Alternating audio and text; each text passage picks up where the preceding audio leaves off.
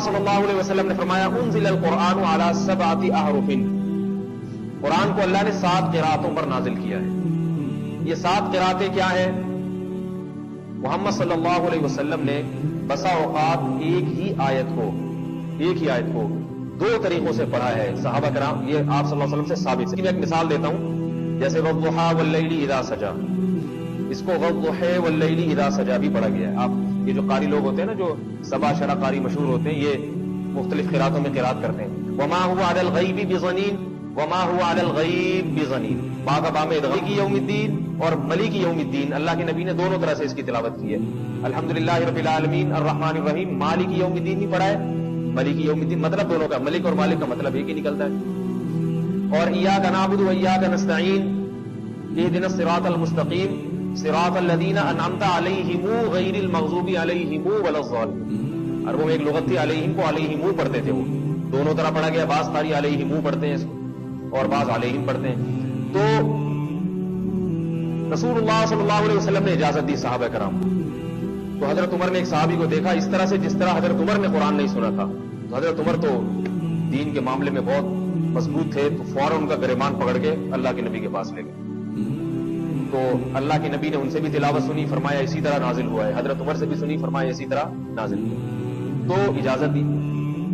اب دیکھیے وہ قراتیں جو رسول اللہ صلی اللہ علیہ وسلم سے صحابہ کرام نے سیکھی، یہ قراتیں یقیناً صحابہ نے سیکھی، جن میں مشہور قاری عبداللہ بن مسعود تھے، حضرت ابو درداء رضی اللہ تعالیٰ عنہ تھے، ان تمام حضرات نے یہ قراتیں سیکھی ہے، حفظ کی ہیں، بالکل لفظ بلفظ ایک حرف بھی آگے پیچھے نہیں ہونے دیا، جس نے جیسا سنا بالکل ویسا محفوظ کیا۔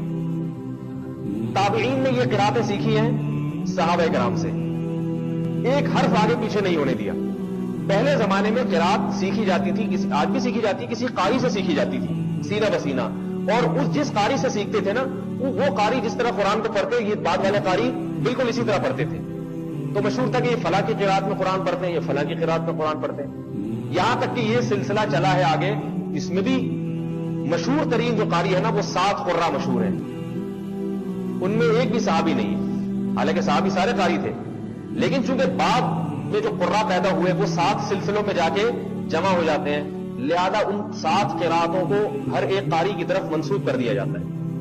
ہم جو قراءت پڑھتے ہیں نا، بروایت حفص عن عاصم، یہ قراءت کہلاتی ہے، یہ دنیا میں زیادہ مشہور ہوئی۔ اس کو کیا کہتے ہیں؟ امام حفص کی قراءت، امام حفص کی قراءت۔ اور ایک قراءت ہے امام کسائی کی قراءت۔ اب کوئی کہنا شروع کر دے کہ مجھے تو محمد صلی اللہ علیہ وسلم کی قراءت دکھاؤ، امام کسائی کی قراءت میں نہیں مانتا، امام کسائی تو بہت بعد میں پیدا ہوئے ہیں، امام ابو حفص تو بہت بعد میں پیدا ہوئے ہیں، یہ تو 4 صدی ہجری کی بدعتیں ہیں یا 3 صدی ہجری کی بدعتیں ہیں، ہمیں تو محمد صلی اللہ علیہ وسلم کے زمانے میں جو قرآن تھا وہ دکھاؤ۔ تو اسے کیا کہیں گے؟ بیوقوف کہیں گے، احمق کہیں گے۔ کہا جائے گا کہ یہ وہی قرآن ہے جو محمد صلی اللہ علیہ وسلم کے زمانے میں نازل ہوا، آپ پر صلی اللہ علیہ وسلم پر نازل ہوا، لیکن وہ قرآن ہم سے واسطوں کے ذریعے پہنچا ہے، ڈائریکٹ ہم نے محمد صلی اللہ علیہ وسلم سے براہ راست نہیں سنا۔ تو اس لیے وہ 7 مشہور ترین قاری جو اپنے وقت کے تھے، ان کی طرف اس کی نسبت کی جاتی ہے، اور جو قرات جس قاری کی پڑھی جائے تو اس قرات کو اسی قاری کا نام دے دیا جاتا ہے۔